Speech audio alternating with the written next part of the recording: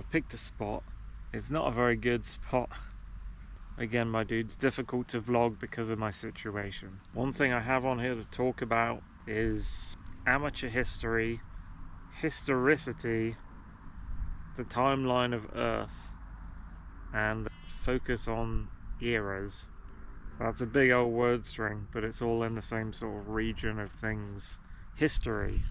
Now I had it in mind. I created like a timeline of Earth, like a really basic one for my wall a while back, and it was just tiny sentence, what happened since the birth of the Earth in the Hadean eon, sentence, sort of in order, all the way from birth of the Earth to whatever year it was when I did that, 2019 I guess. And I had it in mind to do another one of them, but more detailed one, or a more like a digital version of it, I guess. I was going to use an Excel file to initially create it,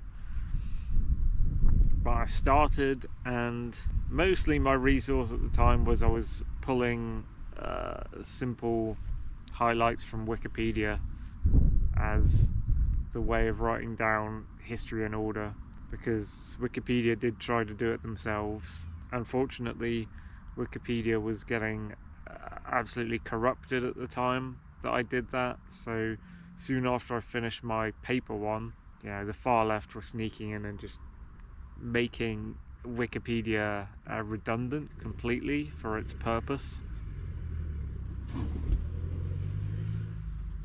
Sorry, truck just driving off with its door wide open. And as a result, Wikipedia was full of lies at that point. Like, everything was polluted by far left ideology. You could open up an article about a person where you knew about the person and you knew what their deal was, and you just find the entire article was just complete fabrication and lies about the person, like stuff that never even happened, stuff about their personal life that just wasn't even true. And you realize that all the articles have this stupid behind the scenes war by fake historians, just idiots who have been elevated to some sort of elite status by the website for no good reason. See, this is why it's a bad position.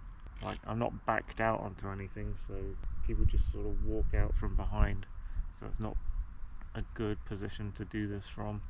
I need to pick a different shape of terrain. This isn't good. I will remain here for the moment. That was one dog walker, just put me completely off what I was trying to say. The worst thing is when they come from behind you.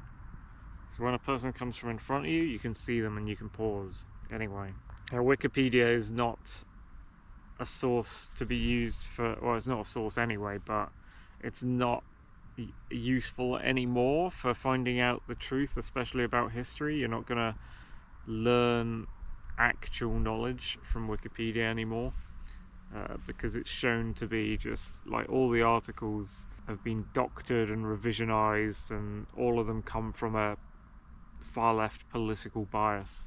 And they were worried about being closed down the other day by their own team due to the Online Safety Act.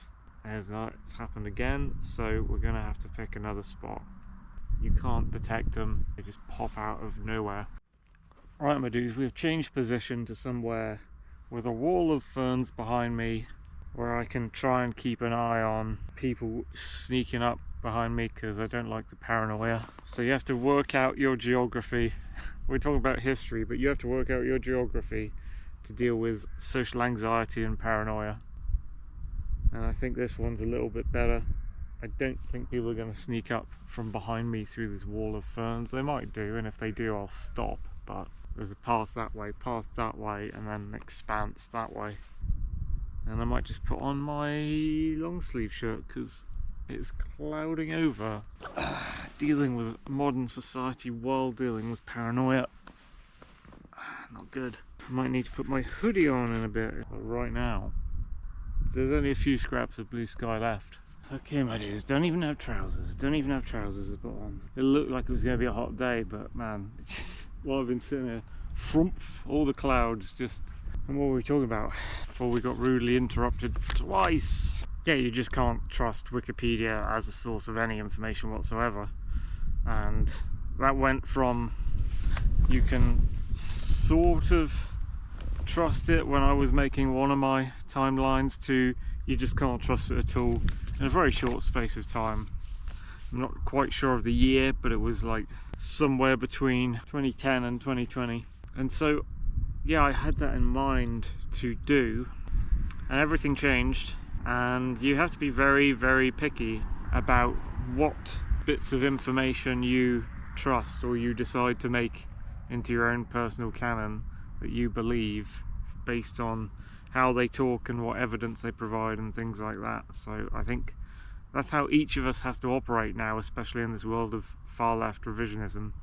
But before that, you also had the general facts about history that the whole thing isn't really true. Like, truth itself, you can't, like, no individual can objectively know the truth about anything. So all this bullshit the far left push about misinformation, disinformation, false news, fake news, false truth, it's all bollocks anyway. Because you can't, like, no individual human can have a real view on reality.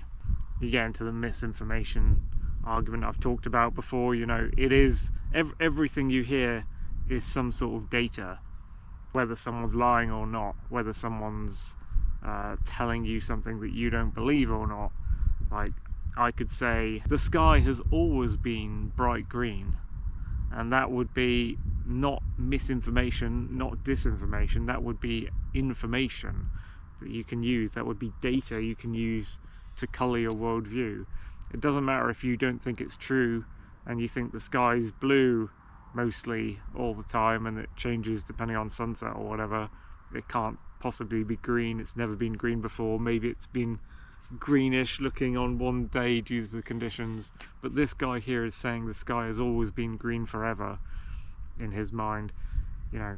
But that is a piece of information that someone thinks that, and maybe they perceive it in their mind, you know, maybe they've got some sort of condition or something that means the things they see in their eyes are tinted a certain colour that is not how you perceive the world. And then you can jump into the more philosophical thing, like maybe the thing that you see as red through your life, that you've always seen as red, that you stamp the label on red, that colour, maybe other people have been seeing blue the entire time but have been calling it red. Like, their eyes have been completely different from yours and the way they perceive colour. Again, you can use science to decide whether that's true or not, but you still wouldn't know 100%, and science cannot tell you things 100%. Like, science can't tell you exactly what was going on during the Big Bang at all, because no human has ever been there, living or dead, and it's impossible for a human to have been there, and it's impossible for a human to go there. In fact, I think it's impossible for any matter to go there if you're thinking about supposedly a point in time where time just began existing and all mass in the universe was confined to an incredibly tiny point, all compacted, and then when time began, like t=0 went to t=0.01 milliseconds, or milliseconds, however you want to define that. Matter came into existence at that infinitely dense point, and then the scale of the universe itself started expanding and everything within it from that point. And then you got to ask the philosophical question of, like, expanding into what? What was the medium outside the Big Bang? You know, there's lots of things that science has decided are true, or people, not science. There is no thing called science. There is no, that would be scientism, like the COVIDiot mindset. But the scientists who are doing the scientific method, some of them decided that certain things about the Big Bang were true, even though they couldn't have been there, based on things that they'd studied that seemed to point in the direction of matter having, and physics having done this in the past at some point. But again, they can't have been there because it's impossible for them to have been there. Therefore, it is not something you can call truth. It is not an 100% certainty that the Big Bang existed and did what people think it did. And that is how things are, really. Oh, we got some sunshine. You can't know anything with 100% accuracy. And we go back to other parts of history. We're talking about historicity, which I think is annoyingly, again, a term that Wikipedia idiots coined. But, you know, it's about saying what is true history and what is false history, but they're a bunch of revisionists over at Wikipedia anyway, so everything they're saying is history on that site is false to start with. You can go beyond the far left ideology and beyond all that and look at how history was recorded through times. Like, you can look at the burning of the Library of Alexandria. Like, loads of people started recording in Greek times. I think there was at one point there was one Greek guy who was like the first guy who thought, you know what, we could record history. We could just start writing down the events that are happening right now, make a record of it, and then we'll know what has happened in the past of our lives. Like, there was a point that history in terms of humans began, and it, like, I mean, physical history physically existed, like the past existed while all these humans were doing things. But as humans were evolving from cavemen to a version of human that could think on a fair level, like the ancient Greeks or some civilization in antiquity. And I've seen a walker, but I see where they are, so I can dodge them. We spotted a carrier walker. You know, there was a point where history existed, but humans, like history in terms of humans recording the past to show to people of the present and future, that didn't exist. So you could say there's a point where, like, history existed, and there's a point where there's three ways you can say it. You could say there was a point where history existed, as in something happened before a human wrote it down. And then you got the history where something happened and humans were documenting it and writing it down. And then you've got the history of there was t=0 at the start of the Big Bang. There was there was history until history couldn't have began because there was no time. But was there a history before that time because that point of infinitely dense matter had to be expanding into a medium of something else? Therefore, time as we know it might have just started existing at that point, but there's probably a time before that where other matter existed, so it was always ticking away, even before we say it was ticking away.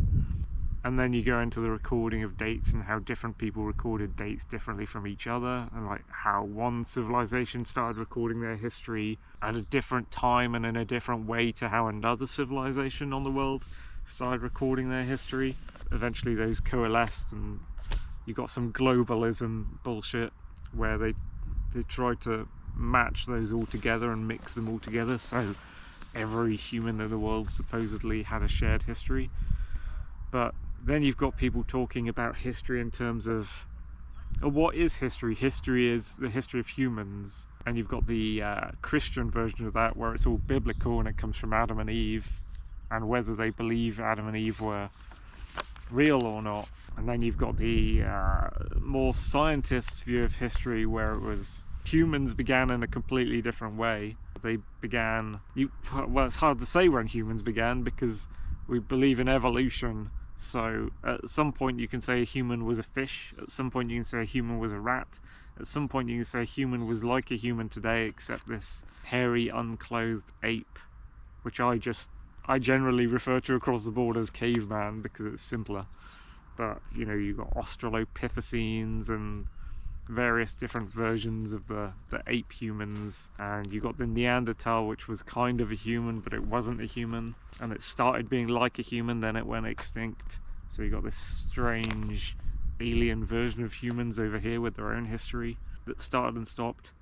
And then you can do what people refer to, I think, as natural history, which is more how I see history, which is you include the dinosaurs, you include the prehistoric megafauna, the time of the saber-toothed tiger and the mammoth. You include the era where the insects, there was massive insects that were the predominant creature on Earth. You could get the era where all the fish and the amphibians were the predominant creature on Earth. You got the other era, and you got little extinctions, mass extinctions in between them all. You got another era where it's all kind of germs and deep sea hydrothermic vent bacteria things that would eventually become the fish that would become us. So that's how I like to think of history, is just get everything since the start of the Earth. Not necessarily since the start of the solar system, although you could talk about that, the accretion disk that supposedly, but none of us were alive then. No life on Earth was alive.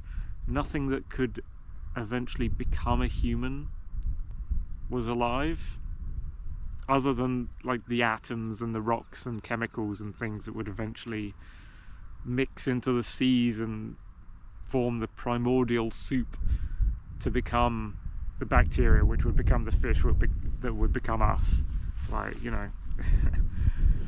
It's a deep topic to think about history, and these, when you begin talking about history, you have to begin talking about what the fuck is history? What is it? In its most basic form, it's humans looking back to yesterday and what happened before me. And you could argue whether you should be talking about what happened before you were alive, or what happened like in the yesterday of your life while you were alive. And then you got to talk about, is it important for us to talk about our history in terms of globalism or localism? What's the history of me in my country? Should I focus on that, or the history of the world while I was alive in all the countries? What's important there? So what's fascinating to me is all you can't just simplify anything. You shouldn't just simplify anything, because life is massively complicated, and to deny that is to deny, if you're looking for some perception of reality, even though you can't find 100% truth, to deny the complexity of the situation is to deny reality. So sometimes it's easier just to boil down subjects into simple concepts, just so our brain can get hold of them and understand them. But what we're looking at is something out of the reach of the understanding of the human brain when we look at history, because you're looking at the timeline of everything that ever was. That brings another thought into my mind. And then you're looking at the geography of where everything was, and then you're looking at what everything is in that. So you're really looking at everythingness, which is a very high-minded thing for a human to grasp. Some people like me want to grasp that in some way, although the political ideology bullshit that's come in just gets right in the way of that, and it didn't used to. And then there's the localist mindset that's, more localist than me even. The guy on the street who just doesn't want to look at history is I don't give a fuck what happened before and what's happening after or whatever. I just want to focus on my life and the things I can affect and my family and my home. I just want to ignore anything that won't interfere in my life and only focus on the things that will interfere in my life. Which, again, it's not a bad thing to be like that. That's just another way of thinking, and I admire it in some ways, and sometimes I'm even like that. I just want to turn off any thought of what's going on in the outside world or what was before and after me, because there's so much stress in my life that I just want to focus on, I need to drive to work tomorrow, I need to do work to get my money, and then I need to drive back home without getting killed on the roads, and then go eat some food so I stay alive, and then go to sleep. So I get like that a lot. There's nothing wrong with it, it makes sense. I think when you're less full of stress, which in some ways I think some of the ancient Greeks were outside of the wars, they managed to stay quite stress-free in their little homes that lasted for 1,000,000 years, just looking at stuff that was around them and trying to think, what is this?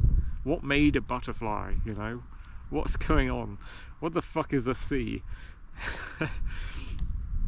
And eventually it lead to how we think now, which is very complicated thinking that overwhelms us most of the time, and that is so big that you can only focus on little pieces of it at a time, depending on how you feel during the day, you know, and how stressed you are. If you're too stressed, you can't even focus on history, you just focus on your own life, like whatever's closest to you and how it influences you, as I've discussed. But if you're less stressed, then you can sort of delve deeper into philosophical concepts like this and go, what is a cloud? Where did that come from? How long's that been there?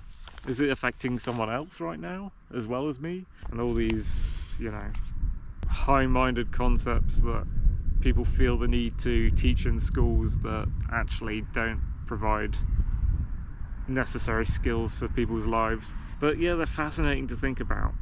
Yeah, another thing that I thought of back there while I was on a ramble was the future is also history, but the future's history that doesn't exist and doesn't happen. And then you get into the whole thing of futurism, as I like to call it, although I know the word futurism applies to a bunch of stuff, including some sort of horrible 1940s political ideology.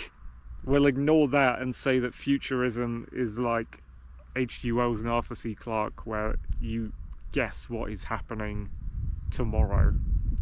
You guess what's happening in 5 years, you guess what's happening in 1,000 years, you guess what's happening forward to a different stage of human evolution or animal evolution toward the end of time. You know, I've got... That's the authors I read the most, Arthur C. Clarke and H.G. Wells, who, like, all of their work is generally like from H.G. Wells' Victorian standpoint and from Arthur C. Clarke's more modern 20th century standpoint, they're looking forward to the far, far future and writing stories about what could that be, and they're sort of basing it in science. And, you know, H.G. Wells got lucky. He either predicted things like the tank, or he actually influenced the creation of things like the tank before they happened. And Arthur C. Clarke, both, yeah, in the same way he predicted or influenced the knowledge of or creation of the geostationary orbit. I don't know if it's geostationary or geosynchronous orbit. I think it's the geostationary orbit, which is sometimes referred to as the Clarke orbit. He dreamed that up, and then people read what he's written in his novels about sci-fi, and they realized that that's actually a real, that's a reality, and they could create satellites that hover above the Earth and keep up with its orbit as it spins, if they got the speed right and everything. So if you're at, like, say you're at London and you're looking up, there could be one satellite for London, and it would always be directly the zenith. That's the zenith up there, directly above London at all times, no matter how the Earth spun. That's a Clarke orbit. I think it's geostationary. Yeah, you can have futurists who either predict the future or they're just influencing the future because they write something that is scientifically possible, and people read their novels and go, oh, well, actually we could actually create that, so let's do it. And then they do it, and it works. Clarke also writes a lot about the space elevators, but nobody's created those yet, so it might be that that is not something physically possible. We'd have to create it and get it working to know. Maybe it's just not actually possible. Everyone says like the physics of it are possible, but no one's trying it. So that's a way of, I think it's lifting payloads up to orbit without the use of rockets and just with the Earth's spin. It's the same principle as getting a weight on a rope and then just spinning it around you. Like, there's an Olympic sport where they sort of do something similar to that. You're just spinning a weight around you, and then the momentum keeps you going and draws the item further away from your arm as you spin. Like, get a pail or a bucket of water and spin it around you, and none of the water will fall out because it will all be drawn to the bottom of the bucket as you spin. That's like the principle of a centrifuge, which you may have seen in 2001: A Space Odyssey, like a spaceship that spins, and therefore it creates artificial gravity that pulls anything in that spaceship to the outside of a donut ring as it spins.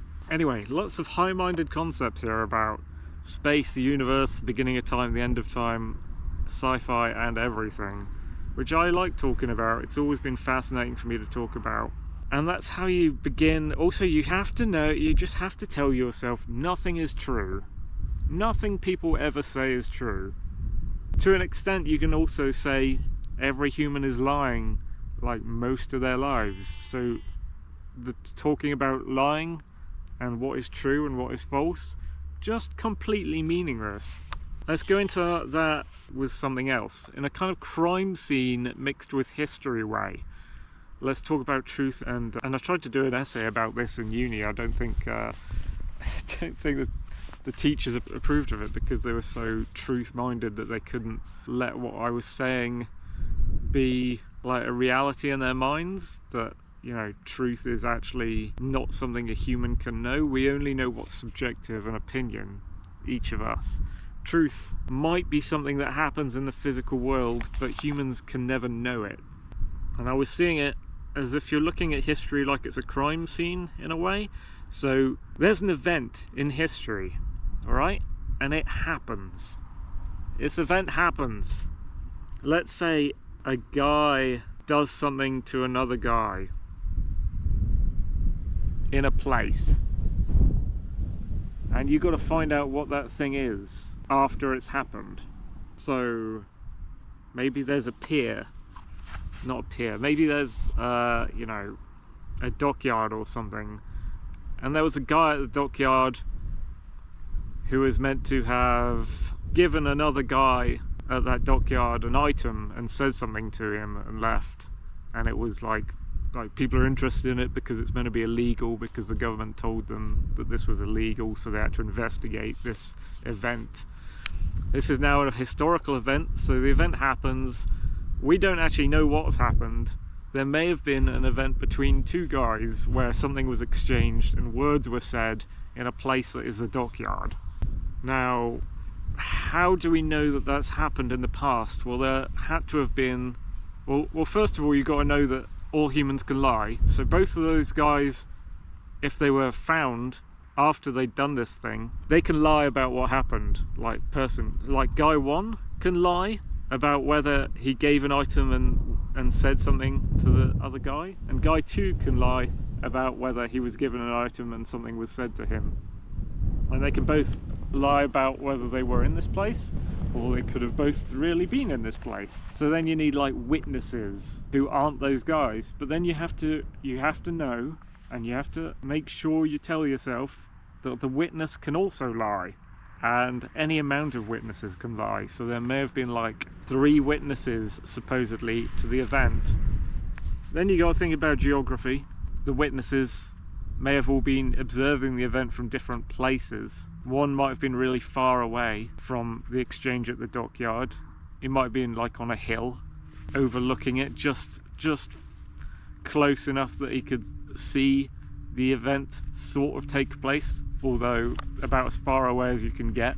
Then you might have a guy around the corner, like maybe he's a lot nearer on the dockyard, maybe he's in earshot, so he could probably hear their voices, and he pops his head over a parapet, you know, pops his head over an edge of the dockyard, and the 2 guys can't see him that are making the exchange, but he can hear, like he's close enough to hear voices. But he can also lie, and he might have motives for lying, and we don't know the guy's motives. Do we have the item that was exchanged between the 2 people? Like, there might have been sleight of hand. They might have, both guys might have been in it together, and they might have been faking the giving of an item to each other. They might have given a different item from the one that the witnesses expected them to have.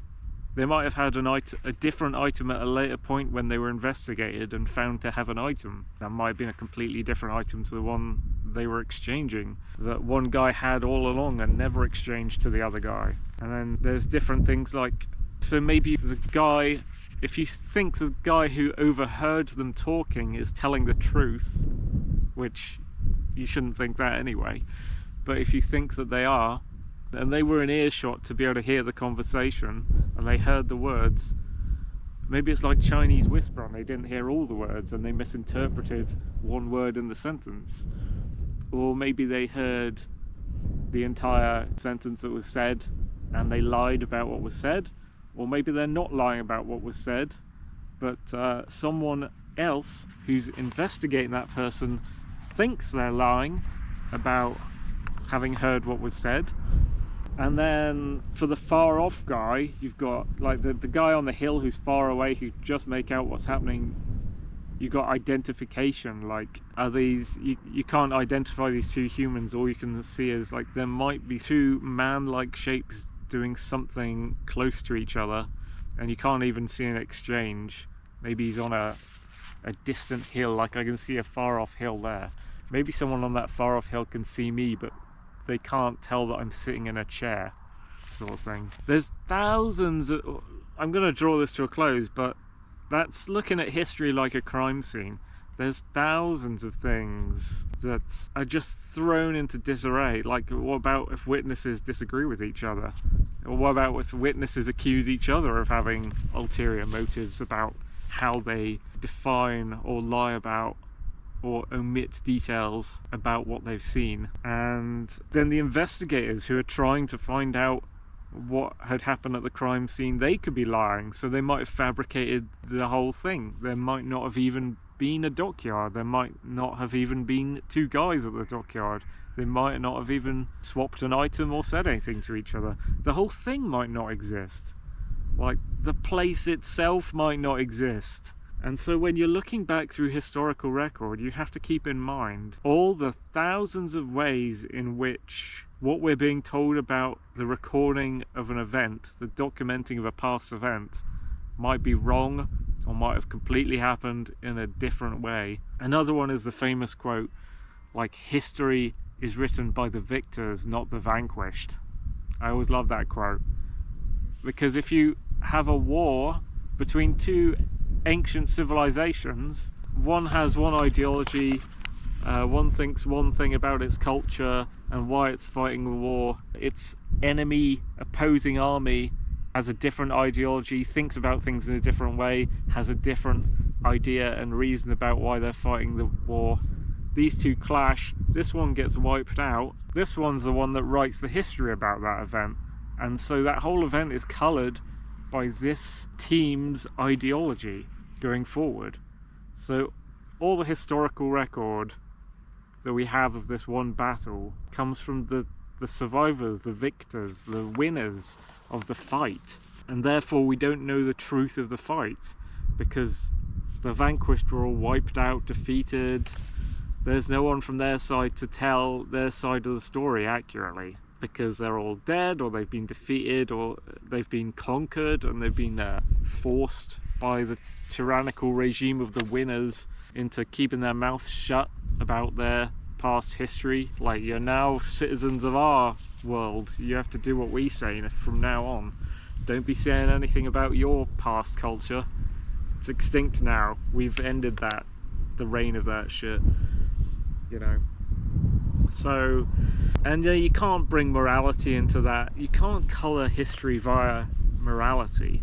You can't say this is a right thing to do, this is the wrong thing to do. Like, what these people do is a bad thing, what these people do is a good thing. You can't bring that into history at all if you want to study it.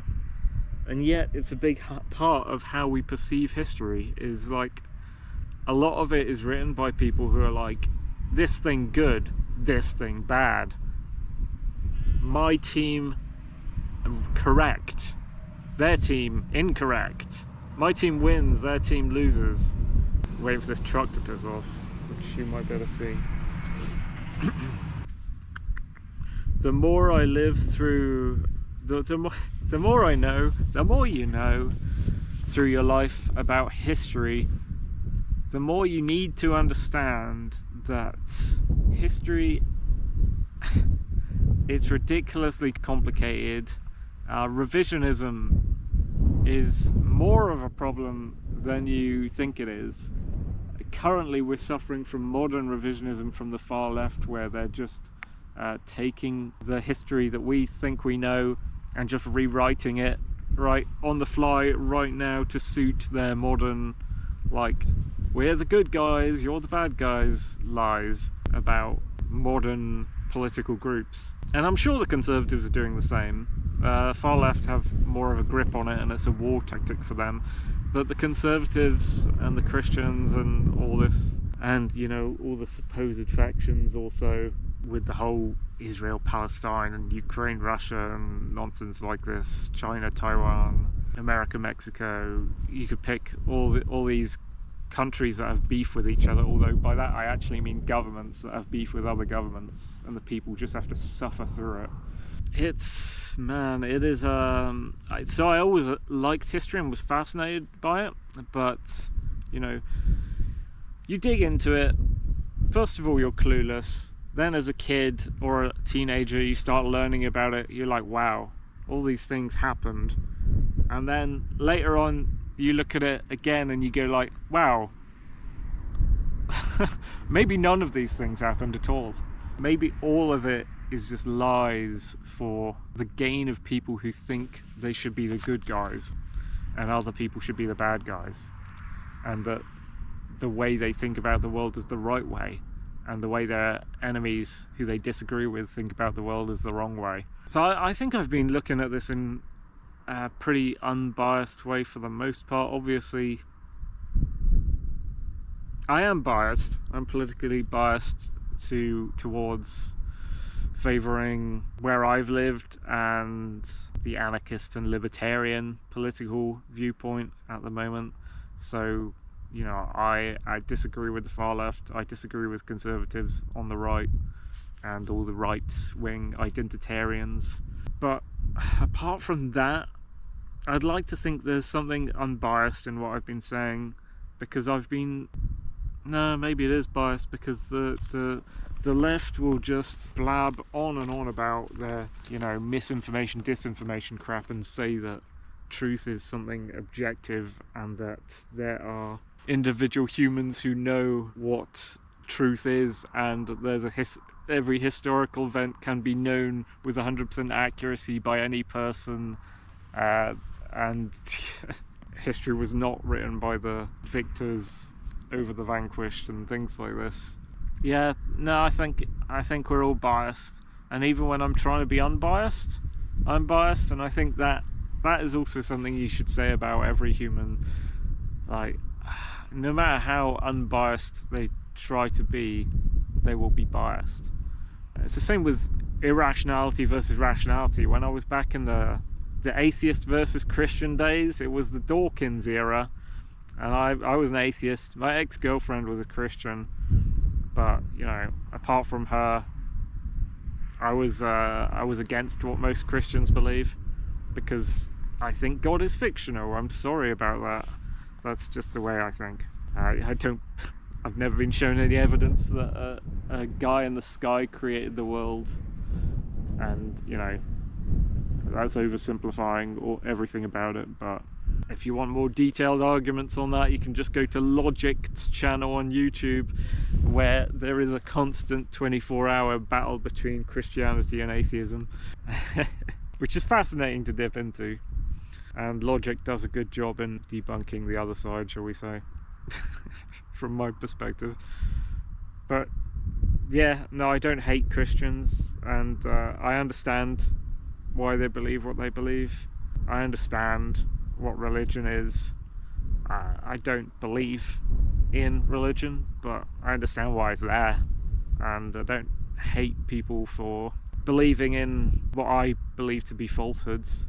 You know, you can believe in something that I don't think exists or don't think is true, and that's fine by me. And like I say, we're all biased, and the way we look back at history, even when we're trying to be unbiased, we are biased. To get back to the Christian and atheist thing, even when a human is trying to be rational, they are irrational and can't get away from that. I always thought all the Christians were massively irrational, but I can see that they would look back at the atheists, like back at me, and see that some of the arguments we were perhaps making about what they were thinking, they could see us as irrational too. So I think we're all kind of irrational, and there is no, just like there's no 100% truth, I think there's no 100% rational human being or unbiased human being. So humans are fallible. We should take that into account whenever we do anything. And you can't just go like, well, AI can't be infallible, right? It's not. Yeah, no, AI was always programmed by humans. It was never anything mathematical or logical or separated from us. We created it, so it will always be just as fallible as we are. You know, we create a race of machines. That race of machines basically got the thinking of dumb human programmers that made it, you know, that wound up the toy and let it go, you know, wound up the mouse toy and let it run. It will always be doing things that we told it to do, and it depends which human told it to do something, you know, as well. There is no unbiased machine, there is no robot or computer program or AI that is not just as fallible as a human, because we created them all. They are not based on something away from us. No matter how much we kid ourselves that we can create such a thing, that's not ever going to be the case. There's no right or wrong, except subjectively to the individual. There's no true or false. It's all subjective to the individual. There is no rational or irrational, really. Like, a lot of us try to be rational, but it'll always be a mixture, I think.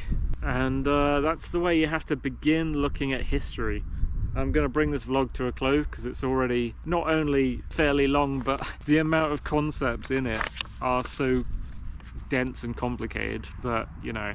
But I think I've fulfilled the basic thing. I guess the thing I'd do next on that topic of amateur history, historicity, timeline of Earth, and focus on era is the last bit, focus on era. If you go to my Rumble channel, I was going to do a whole series on this, but for some reason, I assume it's copyright wise, YouTube banned my video, so I had to upload it on Rumble instead. But if you go on my Rumble, I've got a video called 1985.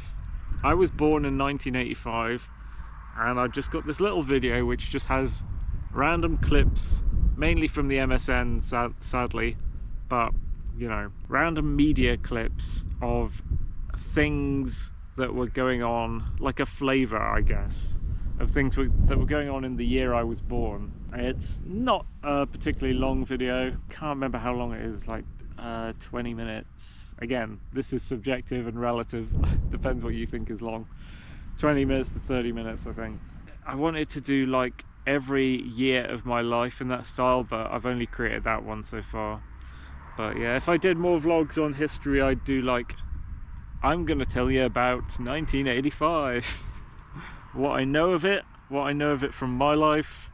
Obviously I don't know much because I'm a fucking baby.